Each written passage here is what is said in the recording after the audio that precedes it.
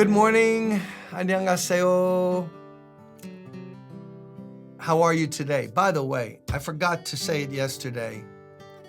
My granddaughter, Charlotte, who's 8 years old, and her partner in the corporation, Charlotte and Anna Grace. That's my assistant's daughter. She's 7. They started a company. They opened an office and they make little rings. I don't know how they make them, little fuzzy rings and bracelets. And they conned me into their office in the church, which is their store. And this cost me $1. See this? I don't know what it's made of. So I went into their store and there was junk all over the floor in the office. They had just thrown everything. And they're selling and they have signs and the whole thing. They got a commercial enterprise going. So I say to them, hey, beside your store, why don't you pick up the stuff that's all over the floor? It's a mess. And my daughter Charlotte looks at me and she says, but Papa, what are we going to do? We're just 2 little kids. Yeah, they're making money, but to clean up, they're 2 little kids. So cute. But I didn't say it yesterday. Pastors, Leaders Intensive, month of October. Go to the website.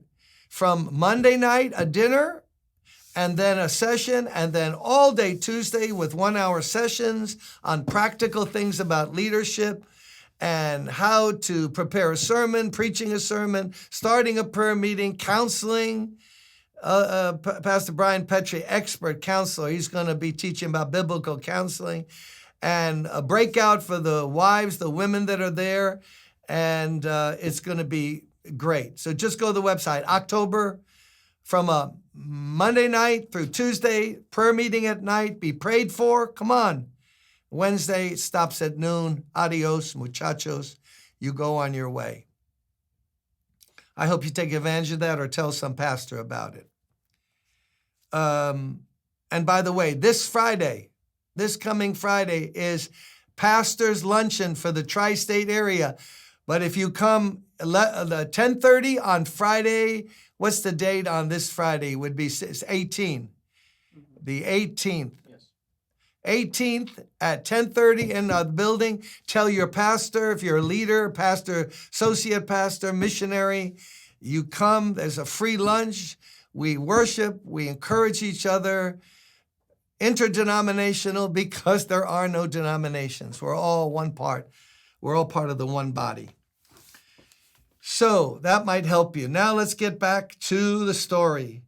So Jonathan called David and told him, verse 7, chapter 19, 1 Samuel, the whole conversation where Saul had said, no, I lost my head. I'm not going to kill David. And he brought him to Saul, David, and David was with Saul as before. In other words, great thing. His son, Jonathan, was a peacemaker, trying to make 2 parties come together. David had done nothing wrong, but his father was sideways, and he's trying to bring peace. Once more, war broke out, and David went out and fought the Philistines. He struck them with such force that they fled before him. But an evil spirit, but a harmful spirit from the Lord, permitted by the Lord, again came on Saul as he was sitting in his house with his spear in his hand. And while David was playing the lyre, probably singing too, Saul tried to pin him to the wall with his spear, but David eluded him as Saul drove the spear into the wall. That night, David made good his escape. Isn't that something?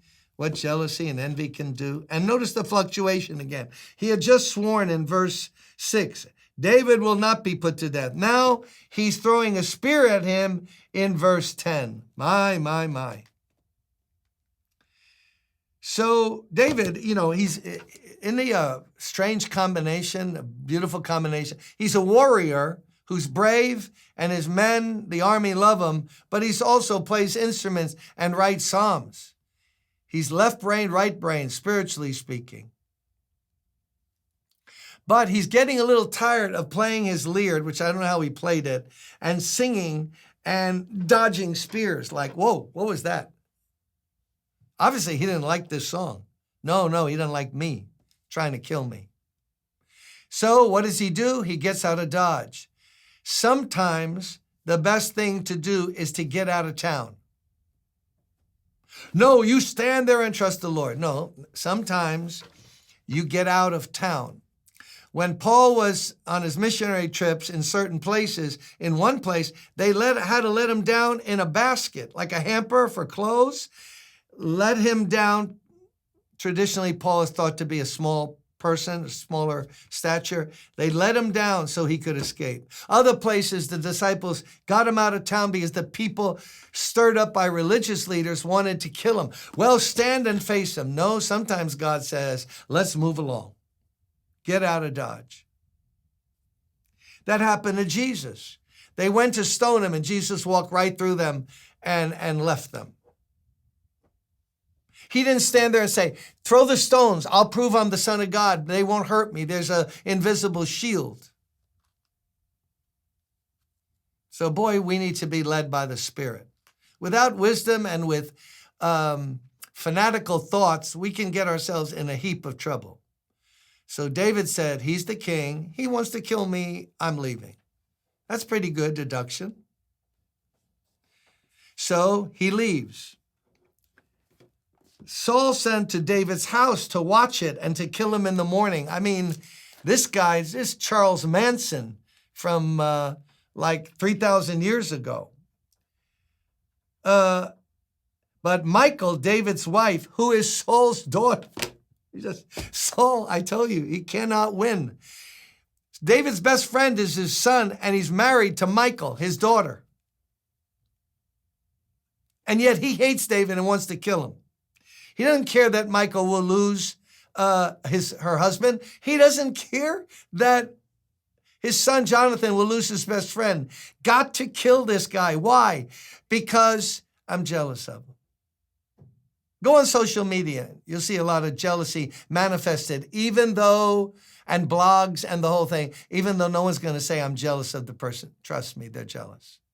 Because if you're walking in God's love, why would I go on and try to attack and destroy somebody personally, right? If God is with me and his law is a law of love.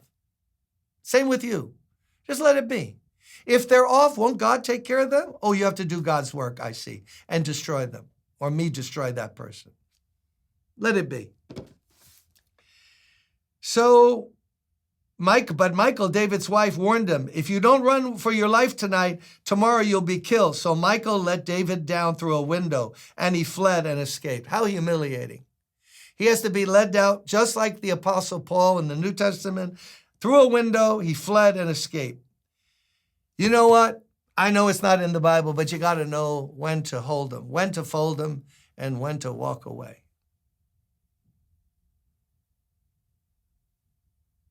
And don't count your money while you're sitting at the table. That's Kenny Rogers from decades ago. But what is true is there's no strict formula for life. You have to understand, discern the moment and what God's plan is for you. Sometimes you stand and fight. Sometimes you move along and ignore people who are up to no good. Other times you stand with people. Spiritual maturity is all about that. What to fight, what to join, and what to walk away from. It's not worth it. And a lot of people are fighting battles. Oh, wait till you see the end of Jonathan's life. Jonathan gets killed in a battle he shouldn't have even fought. So Michal led David down. Then Michal took an idol. Ooh, Michal, what are you doing with an idol in your house? Hey.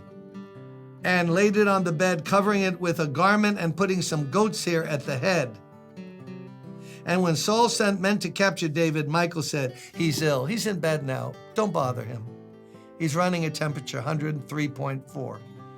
And you see his little tuft of hair? He's laying in bed. See the body with the blanket on it? What do we learn from all of this? Among other things, be careful who you marry.